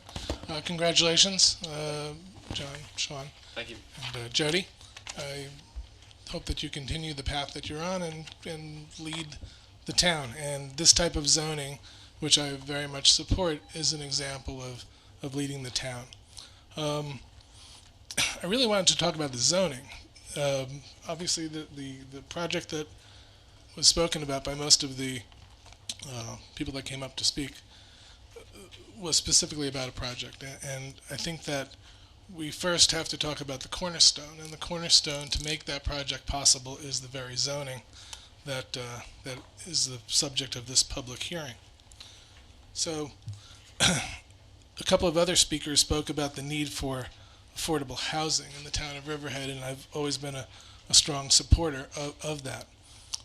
Therefore, this zoning, you have to be really careful that it's not just for this particular piece, that it applies liberally, and that's the word liberally, to other parts of the town.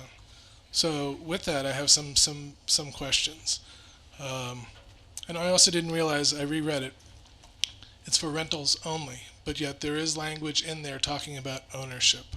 So when I first read it, I didn't realize it was rentals only, and I would actually urge the town to consider letting affordable housing projects with the community benefit as defined here in a for sale setting besides rentals.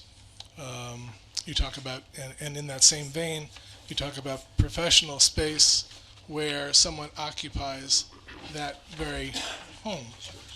I just don't see that happening in a rental situation where a professional is renting a situation and also lives there too. Maybe, but I think that's more likely to be in an ownership situation. One of the requirements, and you have a series of them, it says, and the way the zoning code reads, it says shall, which means that it must meet those requirements, is the 800 feet of frontage on a road. Where did that come from? I don't understand. It seems very arbitrary. As a matter of fact, if you look at the minimum acreage is 10 acres. With 800 feet of frontage, you're actually describing a rectangle that has more frontage than depth from the road. It would be 800 by 545 feet. So again, it's odd that you're asking for it to be longer than necessarily deep. So where did the 800 come from? So if you don't know, that's fine. So I would ask that frontage be reduced drastically. You also talk about that it has to be on a county road or a state road. Well, that eliminates a tremendous amount of property that could be just one block off of a county road or a state road. You have lots of town roads that are very close to Route 58, 25, other main arteries. So I think that you should relax that aspect also. We go on to the sewer district. I'm a little confused with the language. The language says, in sufficient proximity to such district boundaries as to permit access to such infrastructure. Does that mean that as long as you're close, it's okay? I would think that the intent was that you have to hook up, but it doesn't say that you have to hook up. It just says you have to be close. There are many parts of the town that are not serviced by the sewer.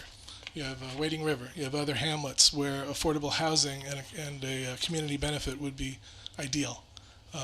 You're really precluding a tremendous amount of other possibilities, and the town needs affordable housing.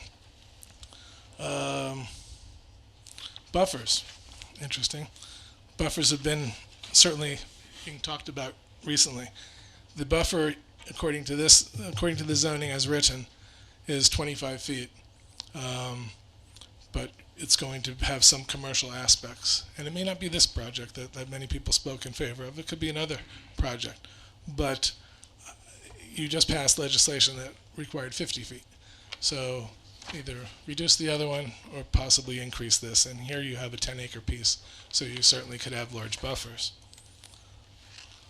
I mean, just the fact that there were 1,700 signatures just shows what an overwhelming need there is for affordable housing, both rentals and for sale units. So I would urge that you tweak this a little, adopt it. I think it's very, very proactive and timely. It's been a long time. I've been doing real estate for 20 years. I've heard about this project for 20 years. It's really nice to see that it may come to be, and it should. Thank you. Thank you. Does anybody else wish to be heard? Ms. Mendez?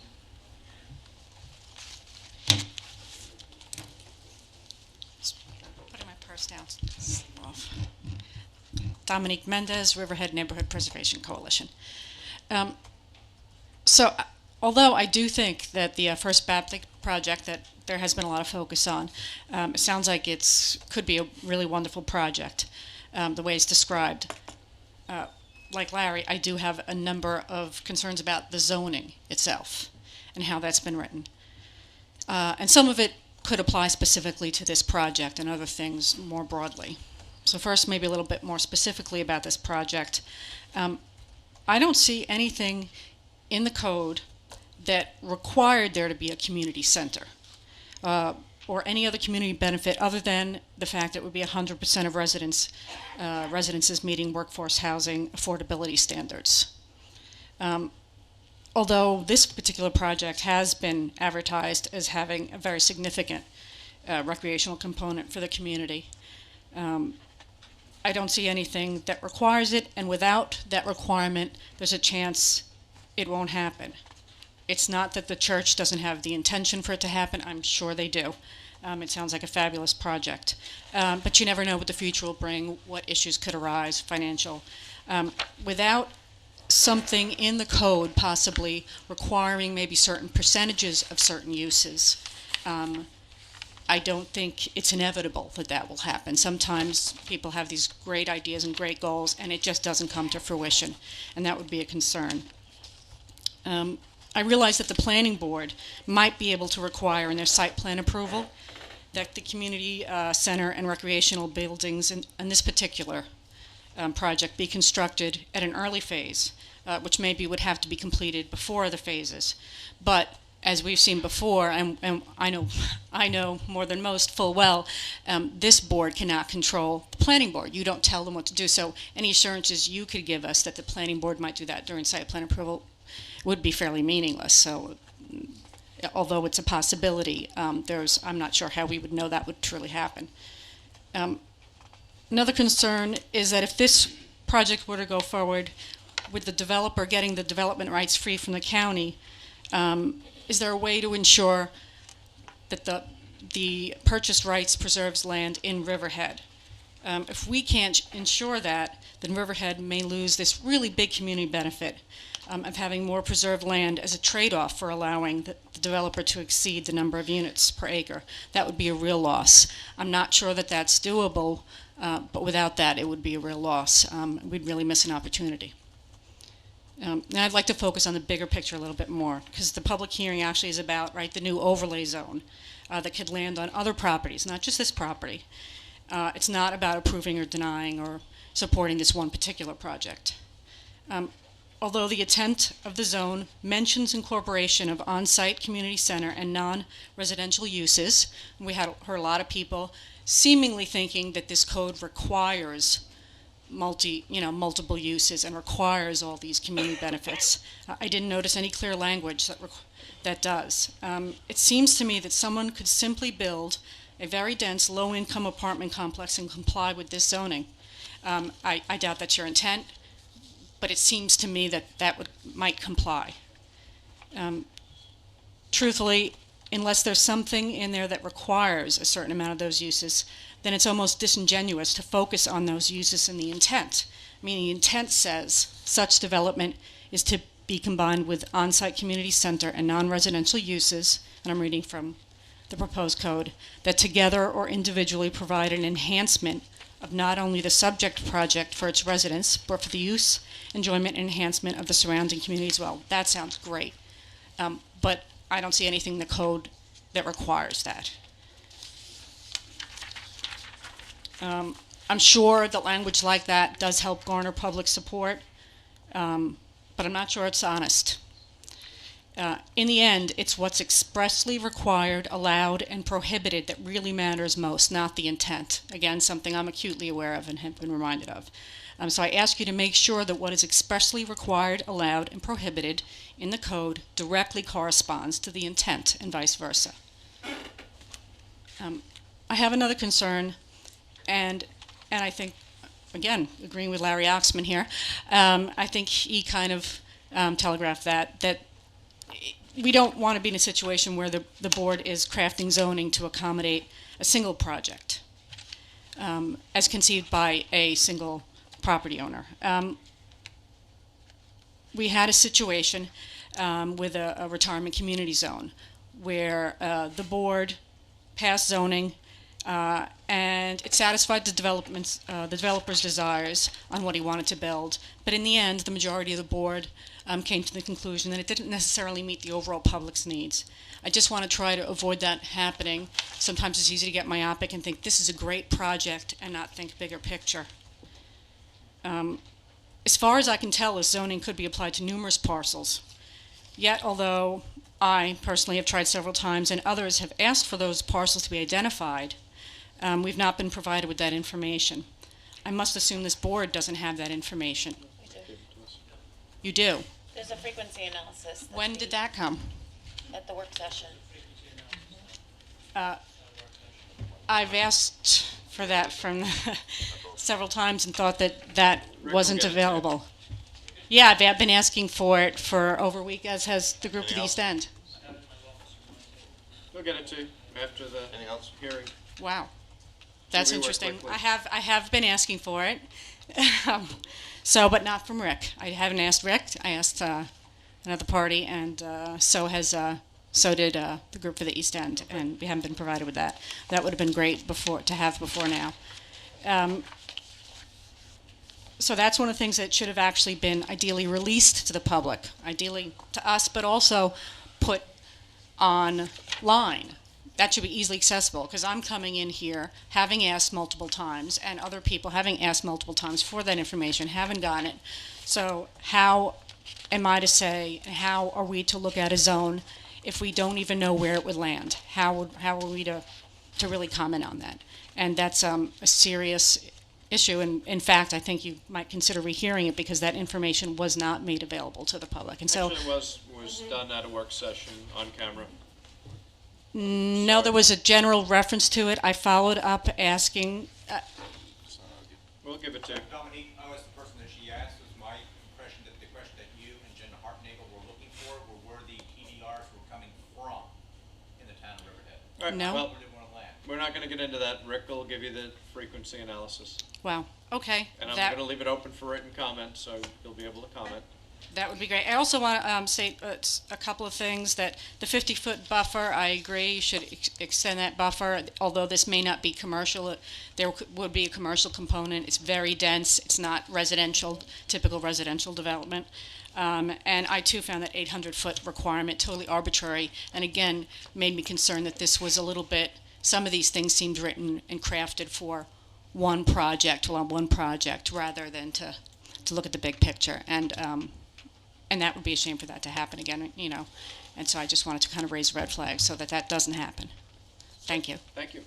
Oh, and I wanted to congratulate the board members for getting reelected. Congratulations. Thank you. Does anybody else wish to be heard? Is that yes? Yes?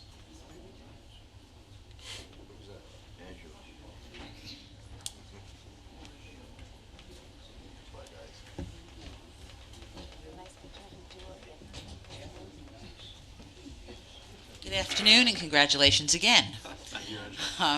Angela DeVito, Jamesport, South Jamesport Civic Association.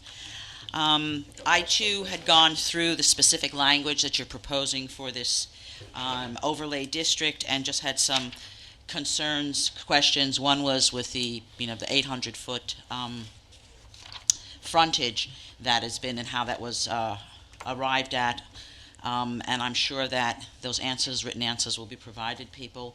The other thing that I had a concern about was under 108-339, workforce housing requirement, you have a minimum of 100%.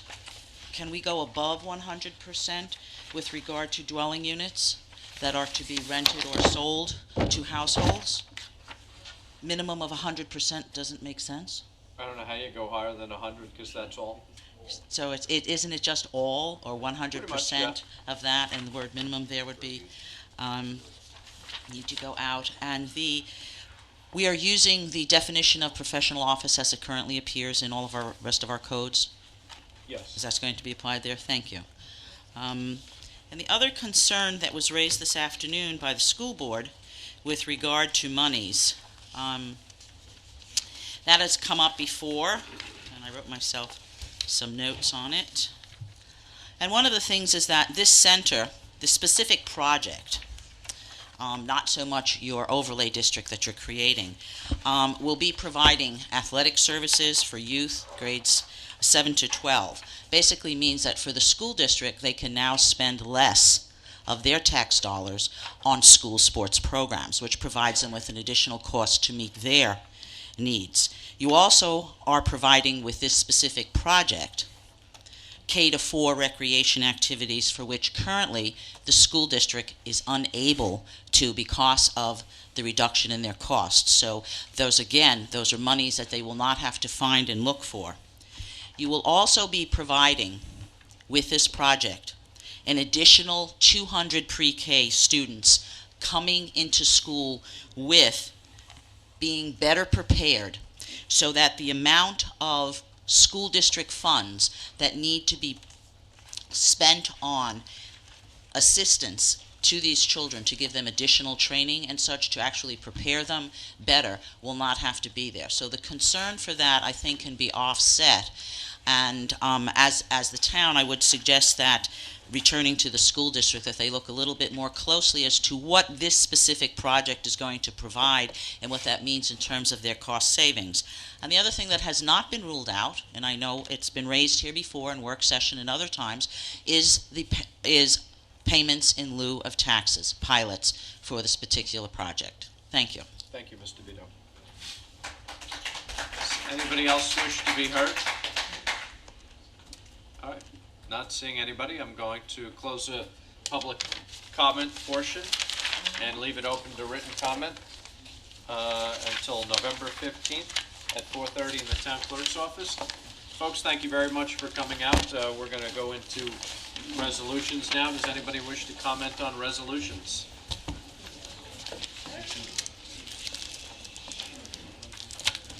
Not seeing anybody. Diane, let's... Jill? You need Jill and Tara? No. No, I haven't already had Jill. Larry. All right, we'll take a 5-minute break while everybody clears the room. Thank you. That ain't right.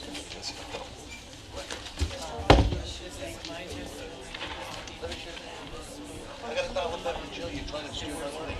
Oh, wait a second. Oh, I didn't know that. I told her $1 bet we're done with food. She said, fine. Resolution 741. Rescind resolution 429, general fund budget adjustment. So moved. Second. Moved and seconded. Vote, please. Giglio. Yes. Gabrielson. Yes. Wooten. Yes. Dunleavy.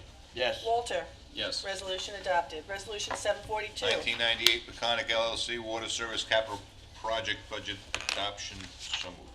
And seconded? Moved and seconded. Vote, please. Giglio. Yes. Gabrielson. Yes. Wooten. Yes. Dunleavy. Yes. Walter.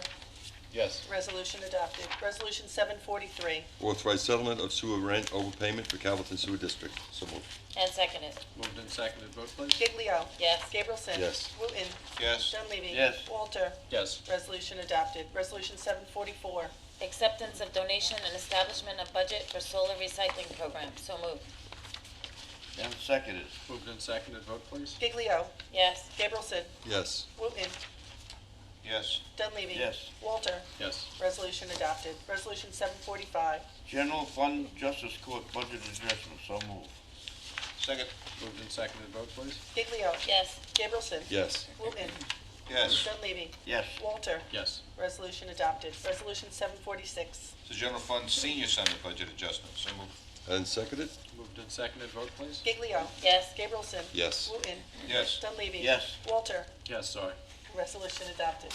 Resolution 747. Authorize submission of letter of intent and execution of contract by the supervisor of operation and maintenance grant program to New York State Environmental Facilities Corporation.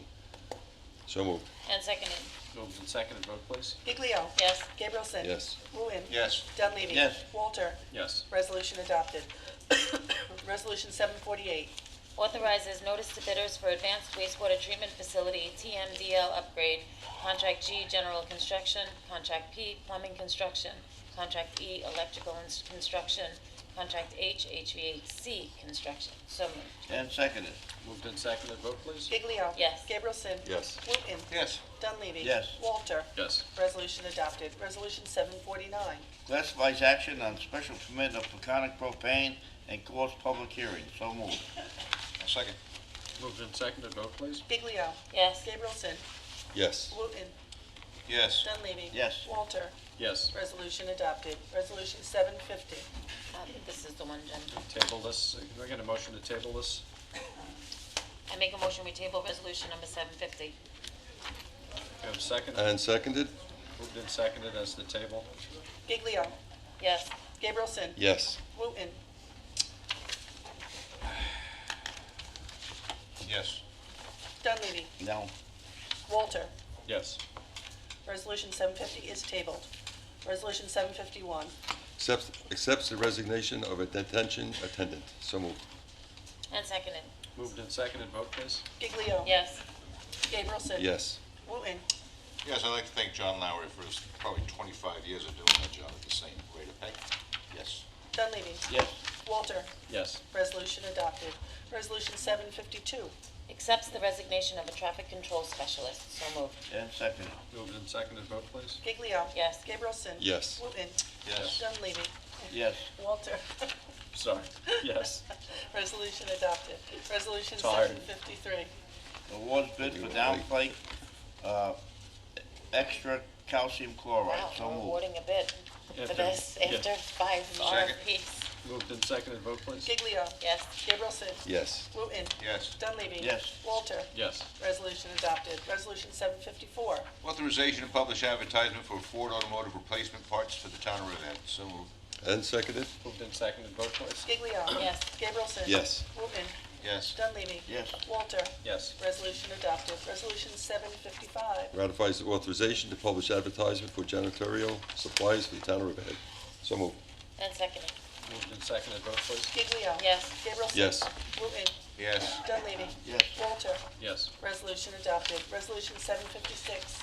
Authorization to publish advertisement for paint for the town of Riverhead. So moved. And seconded. Moved and seconded, vote please. Giglio. Yes. Gabrielson. Yes. Wooten. Yes. Dunleavy. Yes. Walter. Yes. Resolution adopted. Resolution 757. Ratifies a calling clerk to the Recreation Department. So moved. Second. Moved and seconded, vote please. Giglio. Yes. Gabrielson. Yes. Wooten. Yes. Dunleavy. Yes. Walter. Yes. Resolution adopted. Resolution 758. Extends bid contract for disposal of construction and demolition debris. So moved. And seconded? Moved and seconded, vote please. Giglio. Yes. Gabrielson. Yes. Wooten. Yes. Dunleavy. Yes. Walter. Yes. Resolution adopted. Resolution 759. Extends bid contract for disposal and recycling of municipal solid waste. So moved. And seconded. Moved and seconded, vote please. Giglio. Yes. Gabrielson. Yes. Wooten. Yes. Dunleavy. Yes. Walter. Yes. Resolution adopted. Resolution 760. Amends Resolution 390 of 2006, Stoneleigh Woods, Section 3. So moved. And seconded. Moved and seconded, vote please. Giglio. Yes. Gabrielson. Yes. Wooten. Yes. Dunleavy. Yes. Walter. Yes. Resolution adopted. Yay. Resolution 761. Amends resolution number 612 of 2013 and authorizes the supervisor to execute an easement for drainage and utility services to Woolworths Building. So moved. And seconded. Moved and seconded, vote please. Giglio. I will abstain because the architect for the project is a partner of mine, and I am going to be appearing before the Ethics Board to render a decision as to whether or not I can vote on applications that pertain to his being the architect for the site. Gabrielson. Yes. Wooten. I used to live in Newsday with his brother. No. Yes. Yes. Just to be sure. Dunleavy. Yes. Walter. Yes. Resolution adopted. Resolution 762. You want to table these next two, John? 762, 763? Yeah, Aye. yes. Who's gonna take Just it? gonna You make it make a the bid motion? for all vehicles, not just Chevy vehicles. Sorry, George. Just like Chevy. Almost got, I didn't still do got it. the Ford parts. He did it. So we're gonna table them and make it a generic specification. Oh, I see what you're saying. I don't think Ford makes a Suburban, but Well, I guess I'll move 762 and 763, which authorizes publication of advertisements for the purchase of Chevy Suburban Z71, chief car and first responder car. I move that they be tabled. So, And seconded. moved and seconded. Vote please as the table. Giglio. Yes to table. Gabrielson. Yes. Wooten. yes. Dunleavy. Yes. Walter. Yes. Resolution 762 and 763 are tabled. Resolution 764.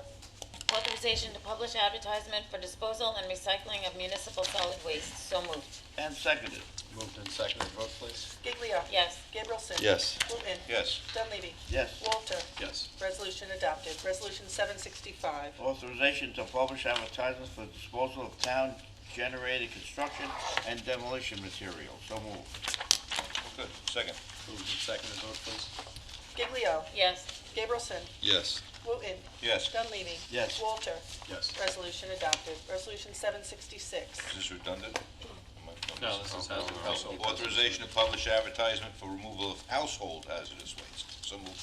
And seconded. Moved and seconded. Vote please. Giglio. Yes. Gabrielson. Yes. Wooten. Yes. Dunleavy. Yes. Walter. Yes. Resolution adopted. Resolution 767. Authorization to publish advertisement for on-site grinding of town yard waste. So moved. And seconded. Moved and seconded. Vote please. Giglio. Yes. Gabrielson. Yes. Wooten. Yes. Dunleavy. Yes. Walter. Yes. Resolution adopted. Resolution 768. Authorization to publish advertisement for pickup, removal, and disposal of town yard waste. So moved. And seconded. Moved and seconded. Vote please. Giglio. Yes. Gabrielson. Yes. Wooten. Yes. Dunleavy. Yes. Walter. Yes. Resolution adopted. Resolution 769. Authorizes senior services to utilize New York State Office of General Services contract number PS 65923 regarding Language Line Services Incorporated for language interpretation services. So moved. And second. Moved and seconded. Vote please. Giglio. Yes. Gabrielson. Yes. Wooten. C.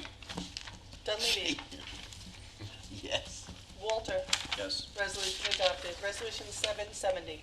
Awards bid for 2014 fire security alarm systems contract. So moved. And seconded. Moved and seconded. Vote please. Giglio. Yes. Gabrielson. Yes. Wooten. Yes. Dunleavy. Yes. Walter. Yes. Resolution adopted. Resolution 771. Approves Chapter 90 application of Lions Club of Riverhead, Inc., and it's the annual Christmas Parade and Assembly, December 1st, 2013. So moved. And seconded. Santa's coming to town. Oh, Moved and that's- seconded. Giglio. Vote please. Yes. Gabrielson. Yes. Wooten. Yes. Dunleavy. I hope it's a beautiful day. Huh? It's always great when Santa That's comes. right, Santa comes. That'd be great. So I vote yes. Walter. Yes. Resolution adopted. Resolution 772. Authorizes the town clerk to publish and post public notice to consider a local law to amend Chapter 52 entitled Building Construction of the Riverhead Town Code. So moved. And seconded. Moved and seconded. Vote please. Giglio. Yes. Gabrielson. Yes. Wooten. Yes. Dunleavy. Yes. Walter. Yes. Resolution adopted. Resolution 773. Accepts performance security of WJ Northridge Construction Corporation, Woolworth Revitalization LLC. So moved. Second. Moved and seconded. Vote please. Giglio. Abstain. Gabrielson. Yes. Wooten. It's ridiculous, Yes. isn't it? Dunleavy. He was a friend of mine. I'm Was. voting yes. Walter. Yes. Resolution Was. adopted. Resolution 774. 774 authorizes the supervisor to execute a retainer agreement with Mary C. Hartel Esquire for legal services for the year 2013-2014 for the Riverhead Youth Court. So moved. And seconded. Moved and seconded. Vote please. Giglio. She does a wonderful job, yes. Gabrielson. Yes. Wooten. Yes. Dunleavy. Yes. Walter. Yes. Resolution adopted. Resolution 775. appoints police officers to the police department. So moved. And seconded. Moved and seconded, vote please. Giglio. It's effective November 17th, that was the date, right? Yes. That is it. Gabrielson. Yes. Wooten. Yes. Dunleavy. Yes, seeing that we had two unfortunate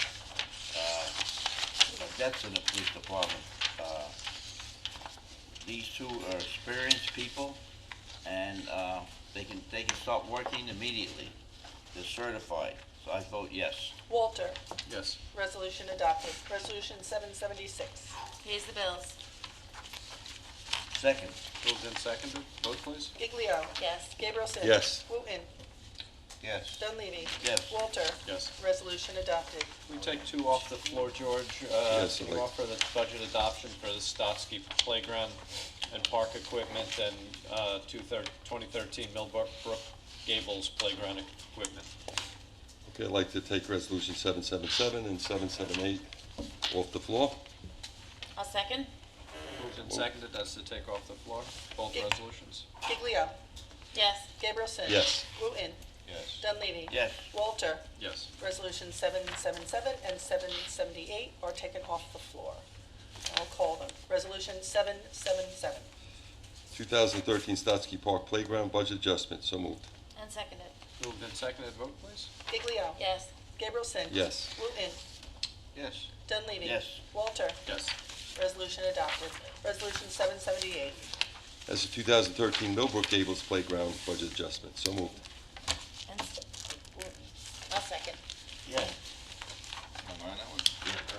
You second it? I did second it. Okay. Moved and seconded, vote please. Giglio. Yes. Somebody did. Gabrielson. Yes. Wooten. I wasn't able to second one, so I'm upset now. Yes. Dunleavy. Yes. Walter. Yes. Resolution adopted. Does anybody wish to comment on matters before the town board?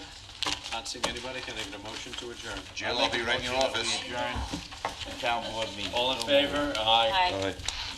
Go get my dollar. You what?